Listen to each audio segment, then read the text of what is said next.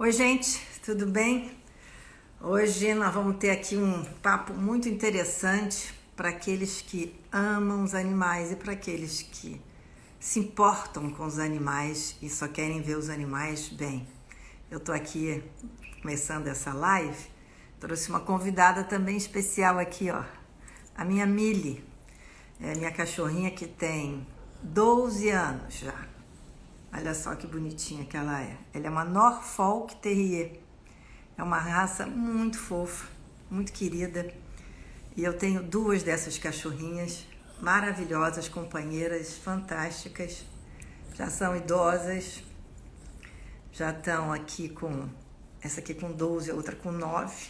Eu vou fazer mais um vídeo essa semana com um treinador de animais maravilhoso. E aí eu vou mostrar para vocês a minha outra cachorrinha, que é a Suzy. Mas essa aqui que está comigo agora é a Millie. Então a Millie, a mais velhinha, tem 12 anos. Elas são cardíacas, né?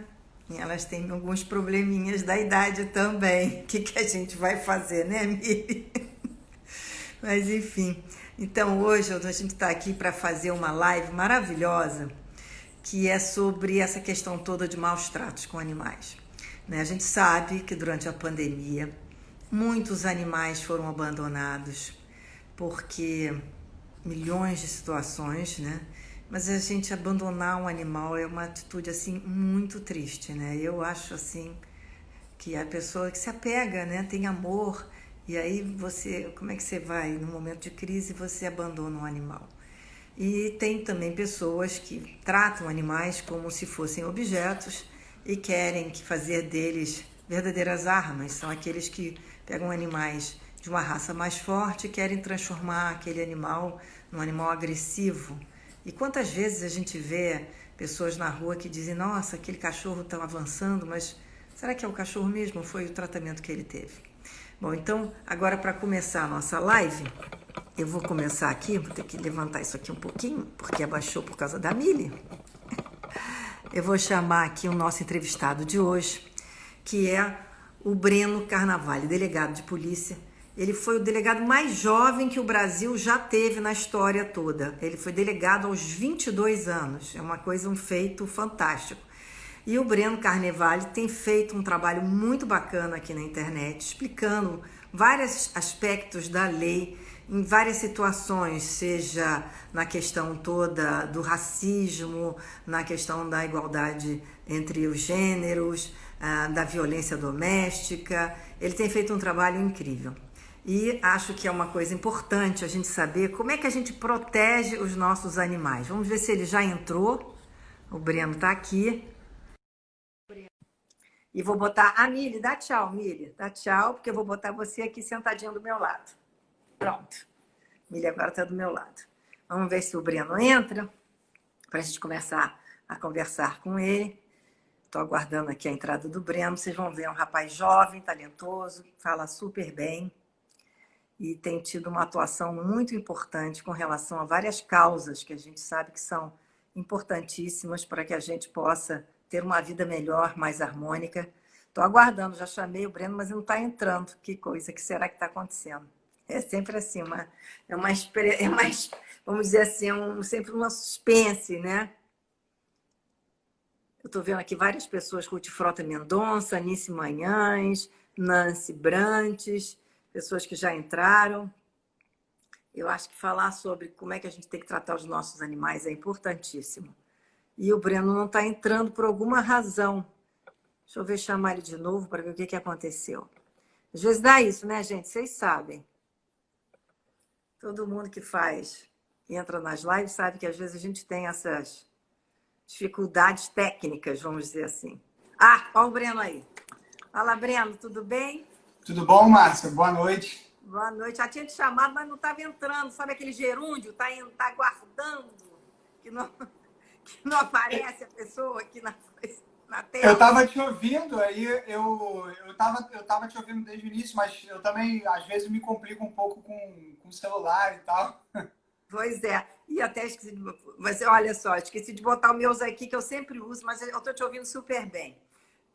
Breno, eu estava falando como é importante, né, esse trabalho que você está fazendo na internet trazendo vários temas, né, sobre a nossa realidade, né? Tanto da questão dos gêneros, como do racismo, como da violência doméstica. Então, eu quero te dar parabéns por esse trabalho que você está fazendo na internet, de esclarecimento, né, de colocando a lei ao alcance do cidadão de uma forma muito tranquila, muito fácil de acessar.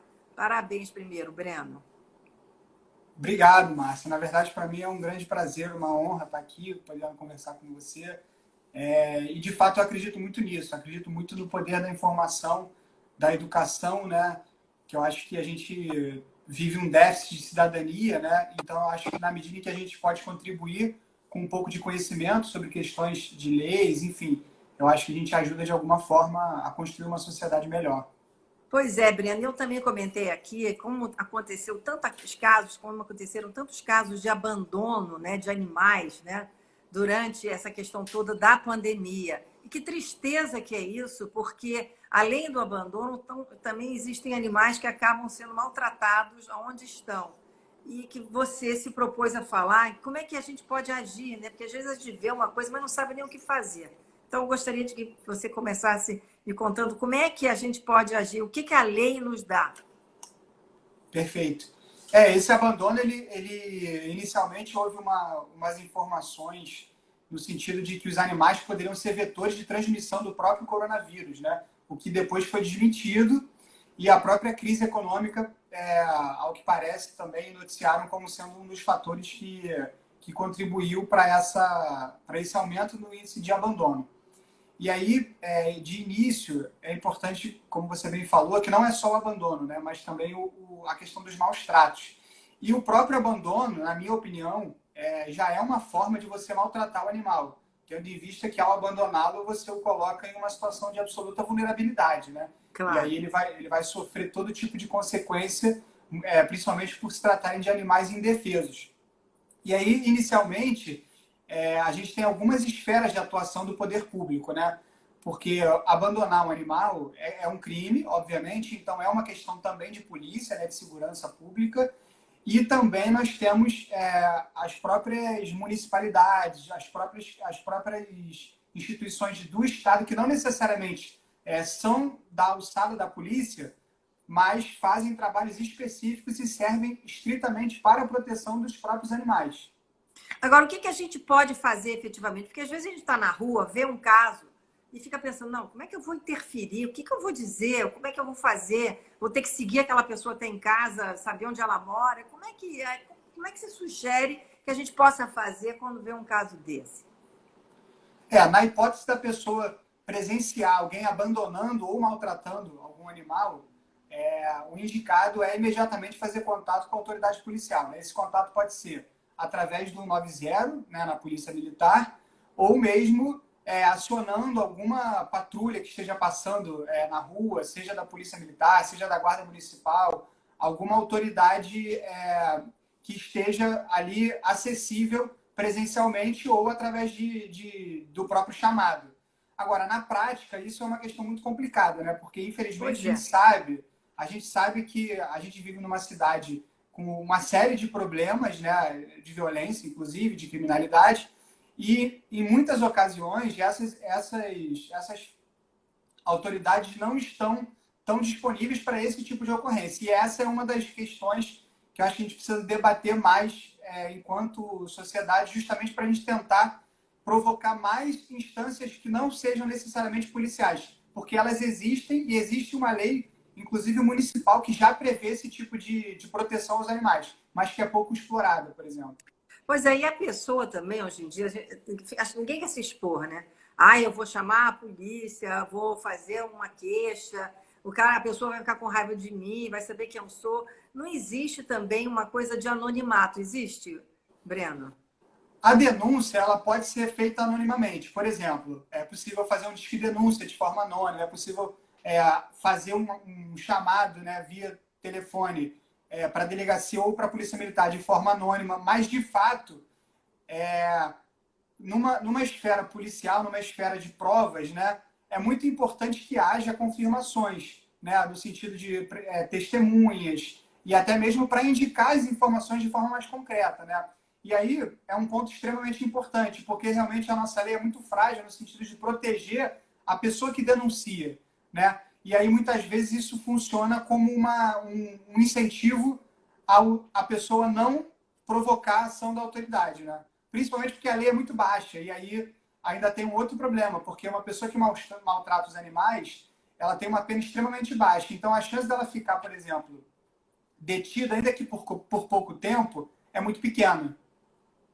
Entendi. Mas aí, o que a gente pode fazer, né? Eu fico imaginando que tem muitas organizações que tratam de animais, né? Que procuram sempre ajudar. E qual é a sua opinião com relação a isso? Pois é, na ausência do poder público, porque o poder público ele não tem uma capacidade de atender a todas as demandas. E aí as organizações não governamentais, elas acabam ocupando um espaço extremamente importante nesse tipo de situação.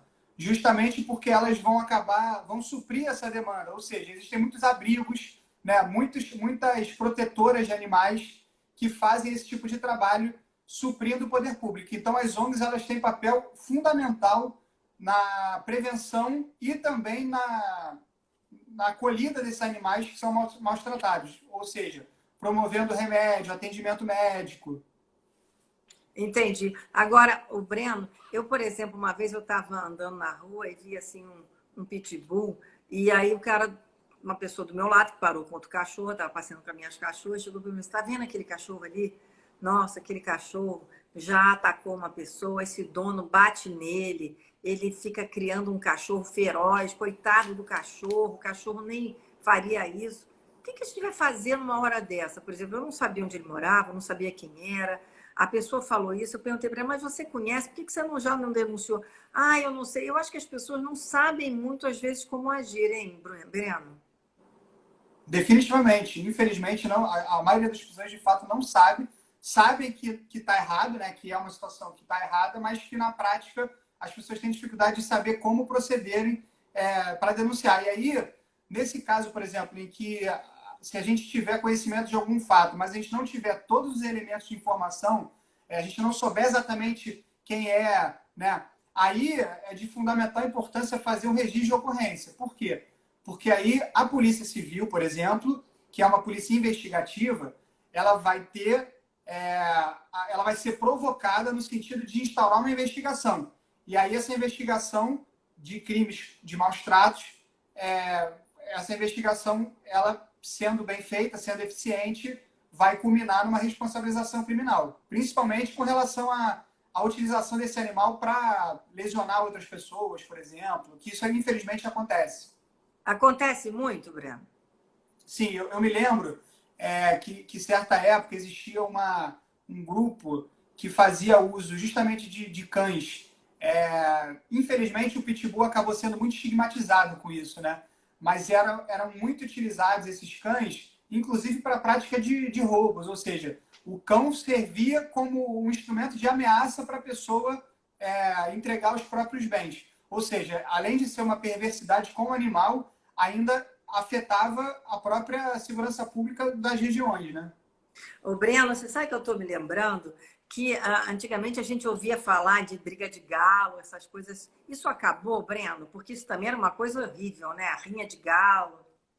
Não acabou e a lei criminal também proíbe esse tipo de comportamento. Ou seja, os maus tratos aos animais, eles não só acontecem quando existe uma violência física necessariamente contra os animais, mas também quando existe uma violência psicológica, né? Porque o animal também tem um bem-estar psicológico. Então, expor os galos, por exemplo, a essa competição, a essa rinha, né? É uma forma de maus tratos, porque você provoca o animal a não funcionar da forma como a vida, o organismo, né, o bem-estar dele naturalmente funcionaria. E isso também é mostrado, infelizmente não acabou, são muitos os casos, principalmente em regiões ainda do interior do estado, por exemplo, Baixada Fluminense, infelizmente são muito comuns. Eu fico também pensando naquelas charretes que a gente via. Eu sei que algumas cidades, até cidades turísticas, muitas delas até proibiram ou diminuíram o número de cavalos e também tinha antigamente, eu me lembro quando eu era garota, que a gente ia para Petrópolis, tinha aqueles bodinhos que a gente andava de carrocinha de bodinho, alugava cavalo, mas era tudo feito de uma maneira assim muito tranquila. Ninguém pensava que existiam maus tratos atrás disso. E, obviamente, alguns animais deveriam não ter tão bom tratamento, né, como aqueles das carroças. Mas é também uma parte da cultura que se perde, né, que é uma cultura do turismo. Justamente. Eu acho esse ponto extremamente importante, porque eu acho que a gente precisa analisar as coisas de uma forma bem equilibrada, né? Bem, com muita razoabilidade. Obviamente que a gente tem que precaver e prevenir qualquer forma de maus tratos.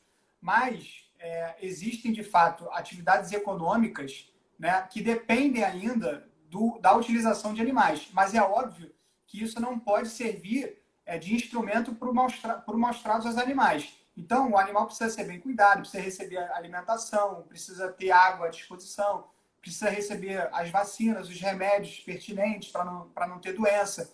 E aí, eu, por exemplo, trabalhei durante muitos anos na Baixada e ainda hoje acontecem atividades econômicas de pessoas que se sustentam através do transporte feito por animais, né? Mas é preciso esse equilíbrio, de fato. Eu fico imaginando, sabe, Breno, que na época que em outras gerações, a gente recebia em festinha, tinha patinho, pintinho, tinha tartaruguinha, e naquele momento também ninguém se dava conta e que as pessoas davam aquilo, e os animaizinhos viravam um problema para as crianças que ficavam sem saber como fazer, mas queriam ter, as mães que tinham que receber aquilo e o futuro daqueles animais. Quer dizer, isso tudo, graças a Deus, mudou. Não se dá mais esse tipo de animal em festa, que virou até peixinho dourado, né? Era uma coisa que existia.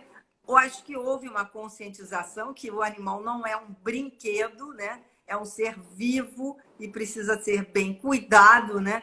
Isso acabou, graças a Deus. Mas eu quero te contar uma vez, Breno, que eu peguei uma mulher que dirigia um Uber e ela me pegou e falou assim: eu estou arrasada porque meu animal de estimação morreu. Eu falei: ah, é? Qual é o seu animal de estimação?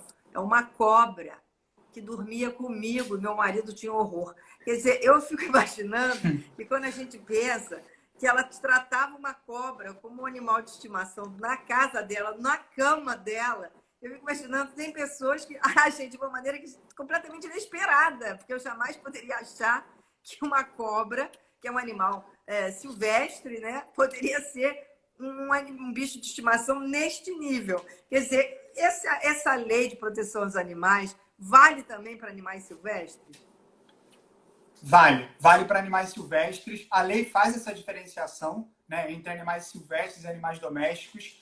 A lei protege ambas as espécies, né, obviamente. Porém, a pessoa que, por exemplo, ela possui animal silvestre sem autorização do órgão regulamentar, né, dos institutos que cuidam dos animais, ela está sofrendo risco de ser punida e de ter até mesmo um animal apreendido. E até mesmo em níveis de encaminhamento, por exemplo, os animais domésticos, né, abandonados, e eventuais animais silvestres que, porventura, sejam encontrados em via pública, é muito comum. É muito comum, às vezes, acontecer.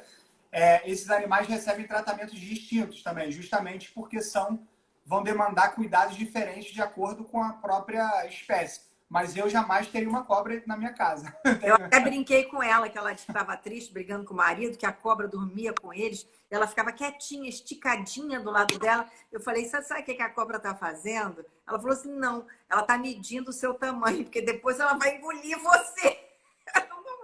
Não me controlei, porque eu achei que a cobra estava medindo ela, porque dizem que a cobra mede, né, a presa para saber quando é que vai poder ou não ingerir aquela pessoa ou aquela presa, né? Então, eu não sei se eu falei corretamente, mas na hora foi a única coisa que eu pude falar, porque eu fiquei tão chocada uma pessoa botar uma cobra na cama, mas enfim, cada cabeça uma sentença, né? Agora, Breno, e a questão às vezes que as pessoas estão, até algumas pessoas aqui que falaram, pois a gente vê que são canis que também são fábricas de animais, né? Existe uma fiscalização nesse tipo de criação que é apenas como se fosse uma indústria para os cães reproduzirem muito e venderem? Existe alguma fiscalização com relação a isso? Existem, né? Existem órgãos fiscalizadores, né? Policiais, Ministério Público, as próprias subsecretarias de âmbito municipal, secretarias estaduais, mas a verdade é que, como a maioria dos nossos serviços públicos, os recursos são escassos, né? Então, por mais que haja fiscalização, infelizmente essas fiscalizações ainda não são suficientes para impedir que esses fatos aconteçam. Mas eu acho que é uma das principais missões, na verdade, para prevenir maus tratos, é justamente essa fiscalização na origem do problema, porque é dali que vem os animais que são vendidos de forma irregular, que são repassados sem qualquer dignidade, sem qualquer tratamento, enfim. Eu acho que é uma grande origem do problema que precisa reforçar a fiscalização. Mas que existem. Tem uma pessoa que entrou aqui que falou sobre pet shop e porquinhos da Índia. Eu não sei quem foi, porque eu não consegui ler o nome, mas disse que tem muitas pet shops que tem assim, os animais muito amontoados e os porquinhos da Índia também. E aí, o que a gente faz? Pois é, os animais, por exemplo, que vivem em clausura, que vivem sem condições de ambiente com ventilação, com iluminação solar, isso, pela própria construção técnica da lei, já seria uma hipótese de maus tratos, justamente porque você está proporcionando ao animal um ambiente de sofrimento, né? Então, os maus tratos eles estariam configurados nessa hipótese. Mesmo que seja uma hipótese em tese que a pessoa acredite que não esteja praticando maus tratos, é possível que a pessoa seja responsabilizada por esse tipo de comportamento. Aliás, a Mariana Santos está perguntando aqui qual é o processo, o que acontece com o acusado quando é denunciado? Pois é, se a gente hoje, pela lei existente hoje, né, se a gente se depara com alguém maltratando um animal e essa pessoa é detida, por exemplo, ela é encaminhada para a delegacia de polícia e na delegacia ela vai assinar um termo circunstanciado. Por quê? E aí ela não fica presa. Esse é um dos problemas atuais da lei. Porque a pena que é determinada pela legislação é muito baixa. Ela é menor do que 2 anos. E aí a pessoa não pode ser presa. Ela é encaminhada para a delegacia, assina um documento se comprometendo a comparecer numa audiência que vai ser marcada num futuro próximo, mas volta para casa. Isso acaba sendo um motivo, inclusive, de um problema que a gente falou no início, que é o medo das pessoas denunciarem, né? Ou seja, que a pessoa volta para casa, pode fazer uma maldade depois, né?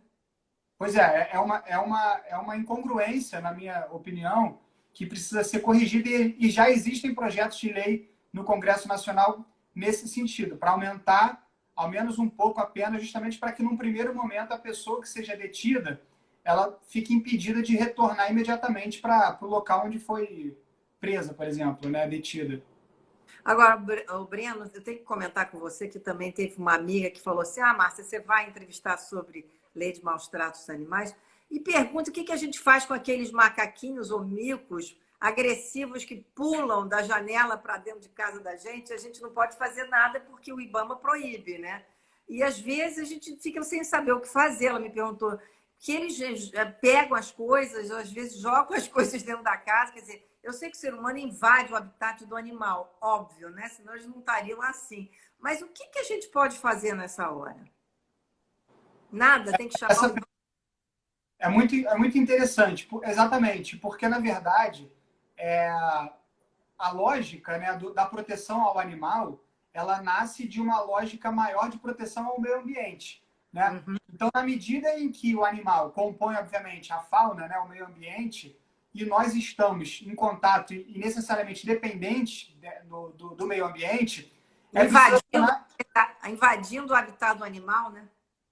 De certa forma, em alguns casos, sim, né? Porque, e aí, obviamente que ninguém vai ficar, se o animal invadir a casa e for atrás de uma criança, por exemplo, é óbvio que você vai tentar ali deter esse animal.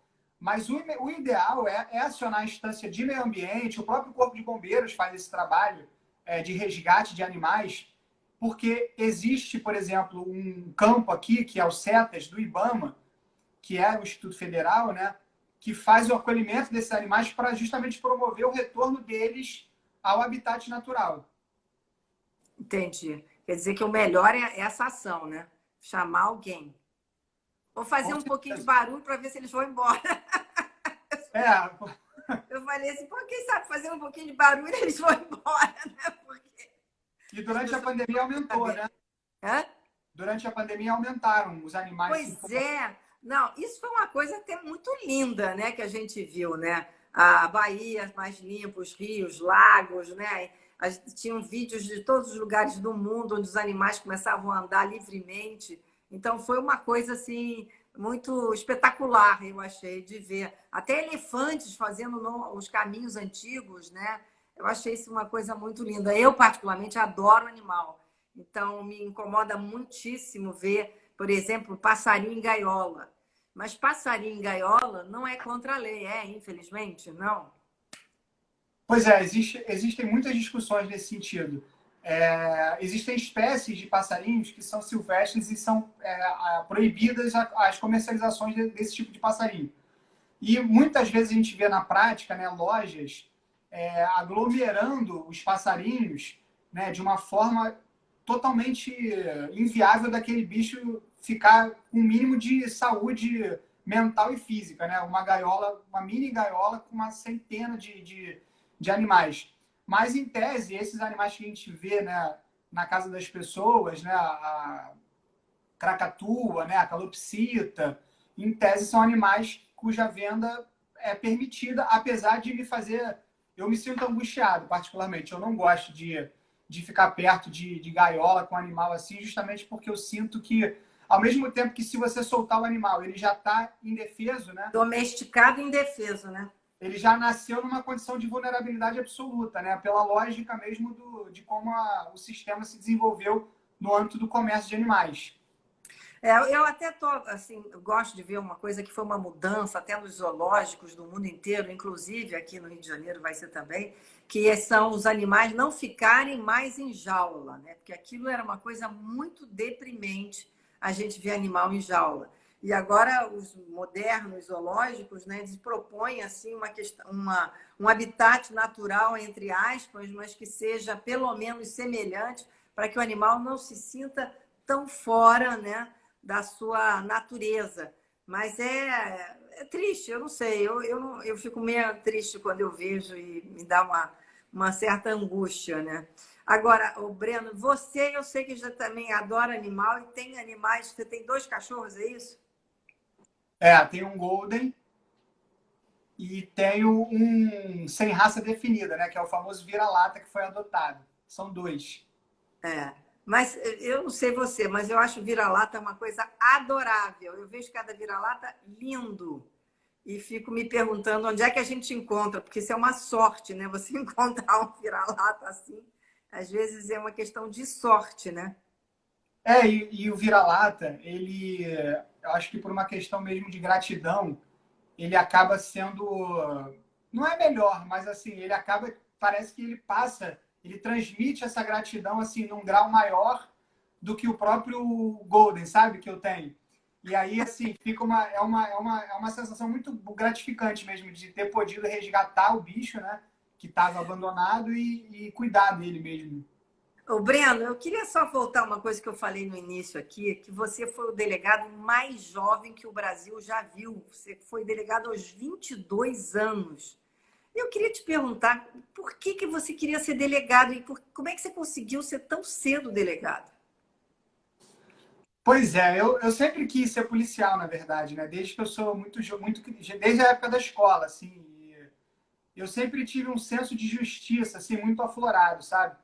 Eu sempre gostei de poder agir, né, diante de determinados problemas e o tema da segurança sempre me instigou muito. Eu sempre fui muito mobilizado por várias discussões sobre segurança pública e eu acho que eu tive essa vocação, né? Eu tenho essa vocação. Então eu saí da escola, já fui para a faculdade de Direito com esse objetivo. E na faculdade eu me dediquei muito, né? Fiz os estágios, né, em várias instituições, estagiei no Ministério Público, na Justiça, em escritórios de advocacia, mas nunca deixei de estudar muito bem as matérias e tal e construir uma base bem sólida. E aí eu dei sorte de, no meu último ano de faculdade, abrir o concurso, né? O concurso são várias fases, né? Tem prova objetiva, prova dissertativa, prova oral, prova física, enfim. Aí eu fui passando e Deus me abençoou. E vem cá, e primeira vez que você saiu armado, como é que foi isso para você? Pois é, Em porque... ação. Oi? Entrar em ação, realmente, da É, polícia. assim, na verdade, a arma de fogo, né? Eu vejo a arma mais como uma vulnerabilidade, né? Porque, assim, na verdade, na medida em que você está usando uma arma, você precisa mudar totalmente a sua forma de se relacionar, né? Com as coisas que vão acontecer com você e com quem está com você. Então, assim, foi um processo de muito amadurecimento para mim, né? Porque eu precisei, obviamente, virar essa chave, né? Entender que a partir daquele momento, nas ocasiões em que eu precisasse, obviamente, me portar uma arma de fogo, né? Indo para o trabalho, voltando do trabalho, isso elevou muito o meu grau de responsabilidade. Mas, de fato, foi um processo, assim, aos poucos, né? Não é uma virada, assim, de uma hora para outra. Foi um processo de crescimento mesmo pessoal e profissional. Eu fico imaginando, sabe, Breno, que a gente vê tanto filme, né, policial, né? E aqui no Brasil a gente tem uma relação muito complicada, né, com a lei, vamos dizer assim, né, com a polícia, polícia civil, polícia militar, polícia rodoviária, polícia guarda municipal, tem várias polícias, né? E as pessoas têm uma relação às vezes muito conflituosa com isso. E quando eu vejo você, um rapaz jovem que se propõe a ser delegado, eu sinto que tem uma mudança, Polícia Federal, que tem uma mudança muito grande nessa polícia jovem que chega agora com outra cabeça e com uma outra mentalidade. Eu fico feliz de ver que as coisas estão mudando. Eu quero saber se você que está dentro do MITI, você sente essa mudança? Sinto. Eu fico feliz, né, de poder representar minimamente, assim, dar motivo para as pessoas terem esperança. Mas, assim, eu acho que essa mudança, ela é real.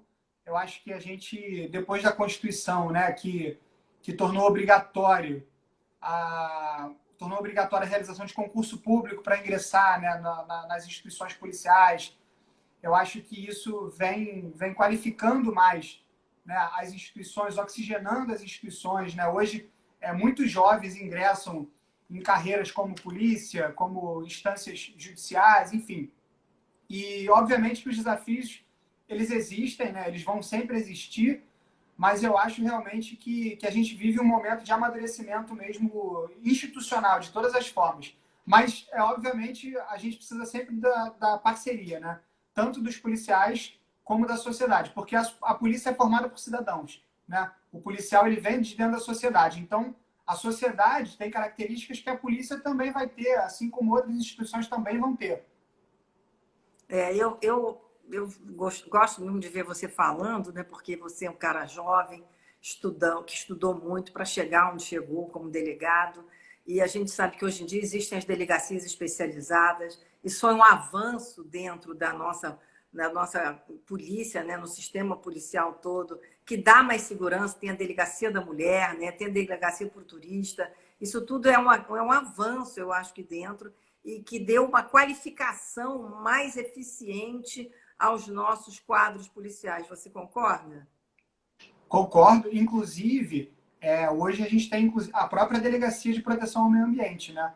Já que os próprios animais, em tese, eles têm maior proteção dentro dessa lógica. E a questão das mulheres é fundamental esse tipo de proteção especializada, porque na medida em que uma mulher ela foi vítima de um crime, por exemplo, quando ela procura a instância policial e ela não é atendida da forma como ela deve ser atendida, com cuidado, ela acaba sendo vitimizada novamente, né? São os efeitos que a gente chama de vitimização secundária. Assim como uma criança, por exemplo, que infelizmente venha a sofrer algum crime, ela precisa ser atendida de uma forma especializada, com um atendimento psicológico, de pedagogia, enfim. E essa estrutura, né, através das delegacias especializadas, eu acho que humaniza mais o tratamento e evita justamente esse sofrimento perpétuo, de toda vez que a pessoa buscar ajuda, dela ser obrigada a sofrer novamente os efeitos do crime que ela já foi vítima, né?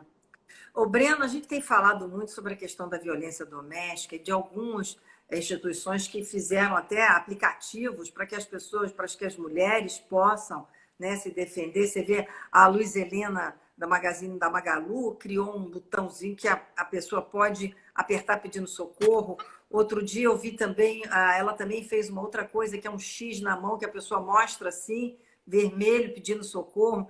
Quer dizer, você que está dentro dessa área, tudo, como é que está essa questão da violência doméstica? Você achou que já houve um avanço para que as pessoas conseguissem denunciar também, já que a gente está falando em leis e como a gente pode denunciar certas coisas? Essa é importantíssima.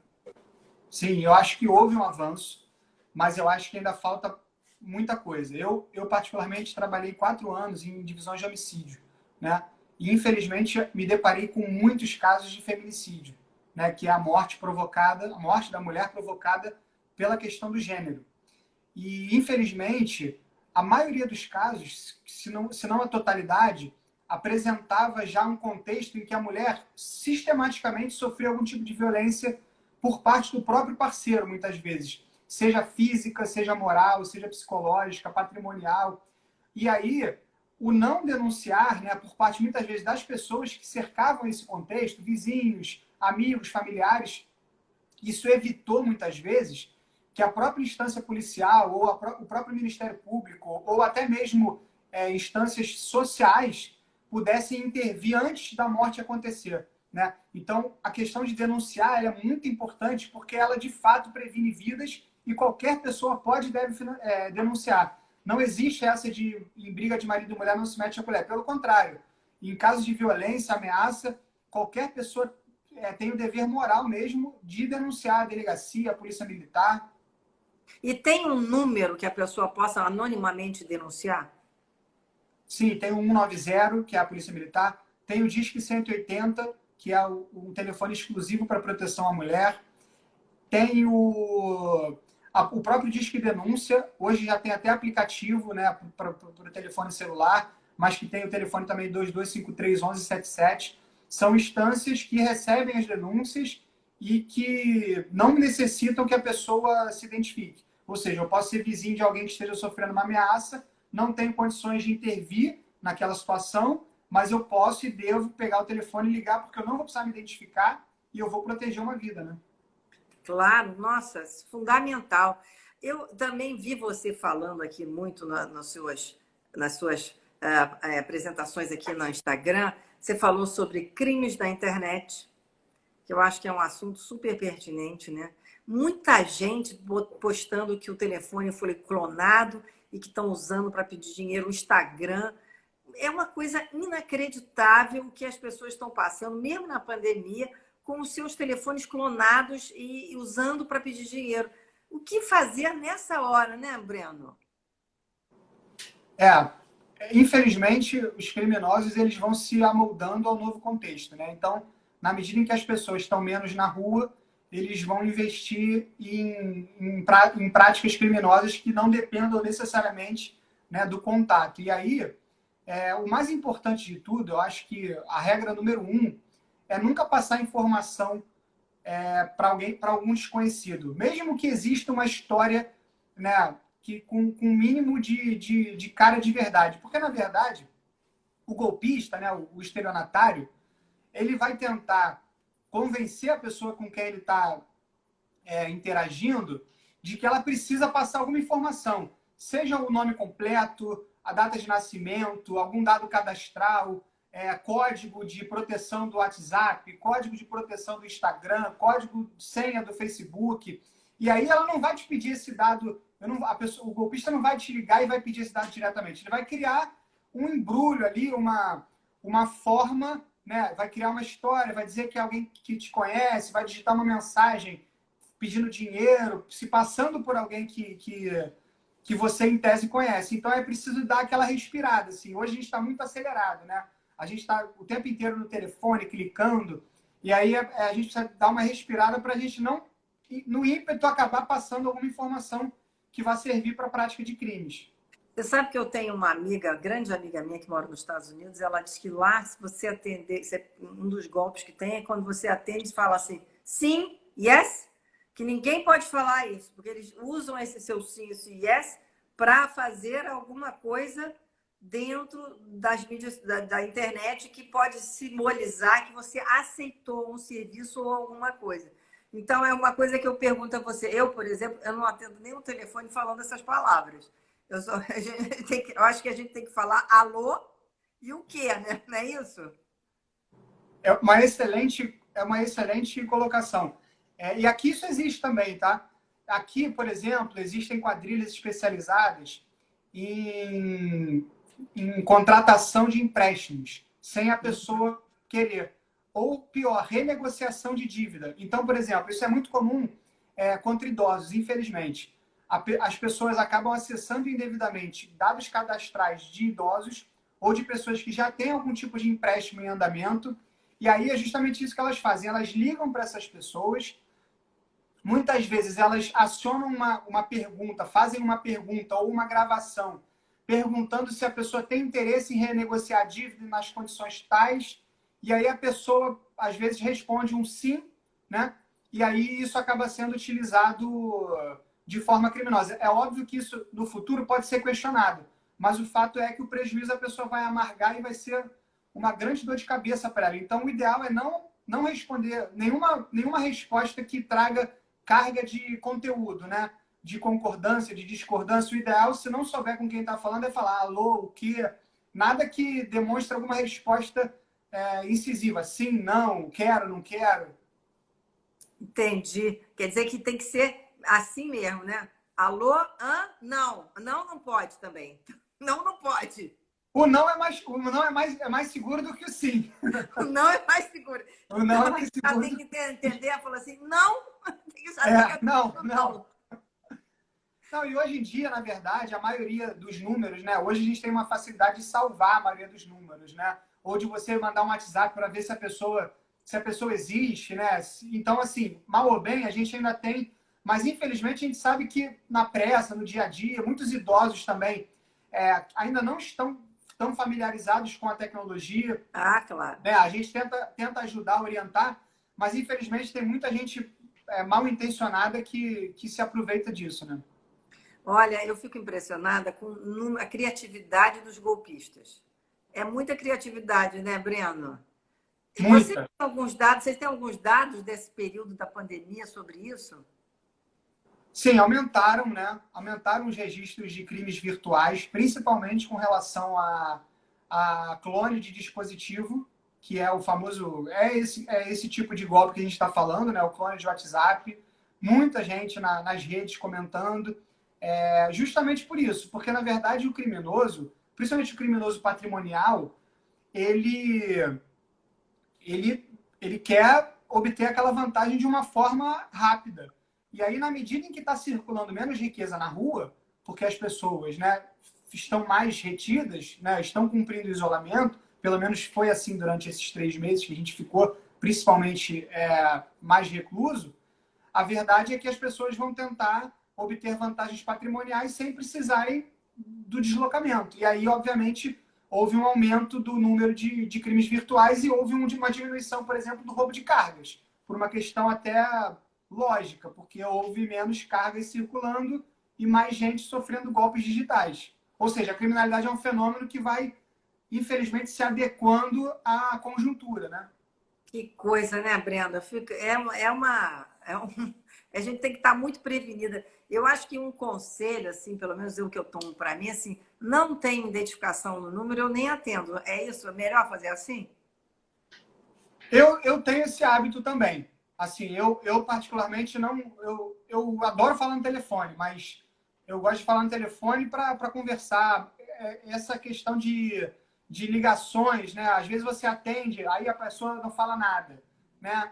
Aí ou eu não atendo mais, eu fico esperando a pessoa me mandar um WhatsApp, porque geralmente, hoje em dia, a gente já tem esse protocolo, né? Ou a gente manda o WhatsApp antes, posso te ligar? Ou a gente liga, a pessoa não atende e você manda uma mensagem. Ó, sou eu aqui, quero falar com você quando você puder. Então, acho que pode ser uma boa regra de conduta, assim, para a gente se guiar.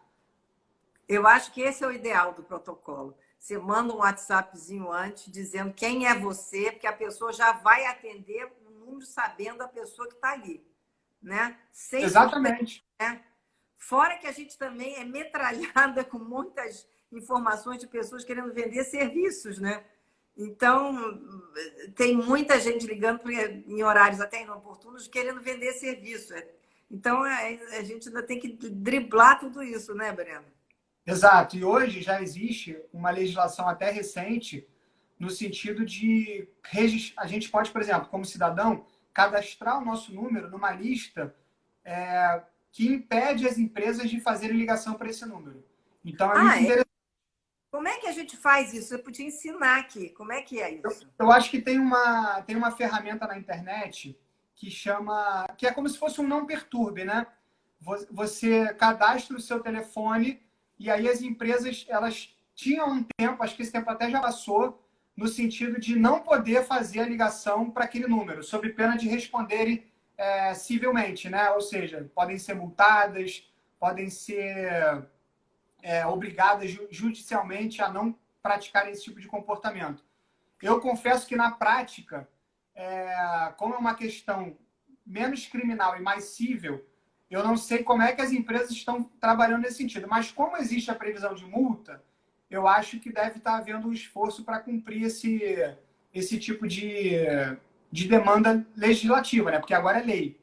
É a Não, é questão porque do... é impressionante como tem gente que reclama, e eu ouço muito isso. Eu não sei como é que chegaram no meu telefone, como descobriram o meu número, como descobriram isso aqui. A gente fica muito descoberto hoje em dia, não fica? Muito. Isso é uma questão importantíssima, inclusive com a nova lei de proteção de dados, né? Que ela ainda vai entrar em vigor. Ela já foi publicada, mas vai entrar em vigor. Houve uma mudança, ela deve entrar em vigor ano que vem. Por quê? O que acontece? A gente tem uma série de dados, né? Por exemplo, eu vou numa loja, eu vou comprar uma roupa para mim, por exemplo. Às vezes você deixa o seu número ou o seu CPF. Infelizmente, existem práticas não éticas, né, de venda desses dados. Ou seja, empresas pegam esses dados ou pessoas pegam esses dados e passam e vendem esses dados. Ou seja, e aí existe um mercado por trás disso, que vai ser impactado justamente porque é totalmente antiético, né, uma pessoa ter o seu número sem que você tenha dado esse número para ela, muito menos para ficar te ligando de forma insistente. Então, esse tipo de situação, a Lei Geral de Proteção de Dados veio com o objetivo de justamente evitar essa manipulação dos dados. Porque a gente, qualquer compra, você tem que dar tantos dados, né? As lojas pedem tudo, né? Endereço, CPF, pedem tudo. E você entrega todos os seus dados para aquela loja. E aí você não As está. lojas não é obrigatório, na verdade, né? A gente acaba entregando por uma questão de cordialidade, muitas vezes, né? Você está ali, você fez a compra, aí o vendedor, ele precisa, porque ele quer completar um cadastro para te manter, talvez, num cadastro de e-mail, né? É legítimo, a empresa quer trazer o cliente para perto. Mas eu acho que seria muito importante e de bom tom que o vendedor ou as empresas pudessem avisar, você não é obrigado, porque acaba se criando ali um ambiente até de constrangimento, né? Você cria ali um climão, para dizer assim. É verdade, pelo contrário, às vezes ela diz: não, se a senhora não der, não vou poder vender. Aí você ganha um É, presente: não, se a senhora não der todos os dados, não posso trocar. a troca já tem uma questão, Ah, que então esclarece. Bom, a troca, porque aqui, na verdade, as empresas fornecedoras de produtos ou serviços, elas só precisam trocar o produto se esse produto tiver com algum defeito, né? É certo. diferente dos Estados Unidos, por exemplo. Nos Estados Unidos, você comprou uma blusa, você usou uma vez, você não gostou, lá é mais flexível essa troca. Aqui não. E aí, aqui, os tribunais já decidiram, de forma até reiterada, que o fornecedor ele pode sim, para efetuar a troca, solicitar algum tipo de identificação. E aí acaba sendo sempre o CPF, né? A gente vai trocar um presente de Natal, um presente de aniversário, Isso. eles querem um Medo CPF. de criança. Pois é, aí aproveita, pega o e-mail, pega o telefone, pega todos os dados. Mas para vender, eu entendo que não é necessária a sua identificação com número de documento, telefone, nada disso.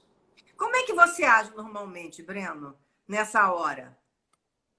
Depende muito, assim, eu já fui mais chato com isso, mas dependendo da empresa, né? Quando eu vejo que é uma empresa que geralmente eu entendo que cumpre com os papéis, né, de sustentabilidade, de responsabilidade social, que vai me dar nota fiscal, por exemplo, que é importante a gente cobrar nota fiscal também, eu costumo fornecer os dados por uma questão até mesmo de preferência. Poxa, aqui é uma loja que eu gostaria de receber novidade, livraria, eu adoro, então eu gosto de ter meus dados para receber e-mail.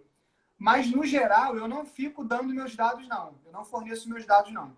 E Pois é, mesmo assim a gente está vulnerável, né?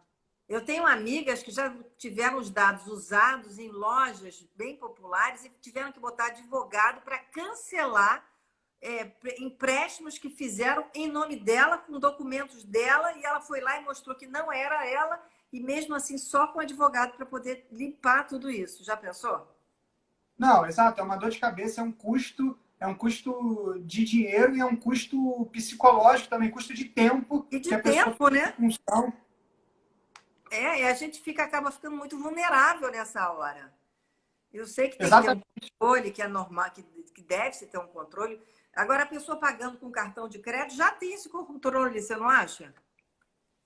Com certeza, e na verdade, o ato de compra e venda, por exemplo, não é um ato em que eu preciso necessariamente fornecer nenhum dado, eu preciso pagar pela mercadoria, obviamente, e se for um produto que eu precise apresentar algum tipo de comprovação de idade, por exemplo, né? Existem produtos que são proibidos de comercializar com menores de 18 anos. Claro, Aí é bebidas absolutamente e tal. legítimo, a gente está falando de um assunto ok. Agora, se eu vou comprar um livro, eu não preciso me identificar para comprar um livro, para dar o meu CPF, não faz o menor sentido isso. E aí a gente acaba sendo usado, né, por pessoas mal intencionadas, que infelizmente não são a maioria, mas existem.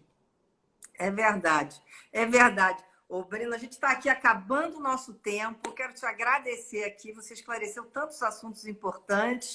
Adorei, foi ótimo. Falamos sobre a questão dos animais, falamos a questão da internet, golpe de internet. Olha, foi ótimo. Muito obrigada. Acho que deu um panorama muito grande sobre esse momento e como a gente pode se defender de várias coisas e acessar outras coisas importantes. Muito obrigada, hein, Breno? Adorei. Eu que agradeço, adorei também e estou acompanhando sempre o seu canal. Parabéns pelo trabalho. Obrigada, querido. Olha, um beijo super carinhoso e a gente se vê aí sempre, hein? Estou te acompanhando também, tá? Valeu, Bom, obrigada. beijo grande. Obrigado a todos pela atenção.